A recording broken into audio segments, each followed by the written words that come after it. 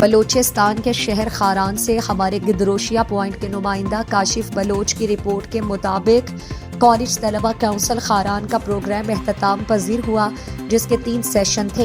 پہلے سیشن میں doctor AR داد نے ادب کیا ہے کہ موضوع پر ایک حاصل لیکچر دیا اور پروفیسر زاہد دشتی نے لوک ادب کو اپنی گفتگو کا موضوع بنایا۔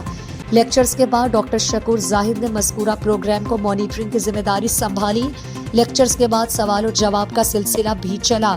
دوسرے سیشن میں مشاعرہ ہوا، جس کے لیے اسٹیج قیوم صادق نے سنبھالا اور مشاعرہ میں کالج ہزا کے طلبہ سمیت خاران شہر کے تمام تر مشہور و معروف شاعروں نے اپنے اپنے اشعار پڑھے۔ تیسرے سیشن میں خاران کتاب کارواں کے نام سے ایک بک کا سٹال لگایا گیا تھا، جس میں ادب، سیاست، تاریخ وغیرہ کی کتابیں موجود تھیں۔ کالج طلبہ کونسل خاران کے اس پروگرام میں خاران کے اسکول اور کالج کے طلبہ سمیت تمام دوست احباب اور علم دوست حضرات نے شرکت کی۔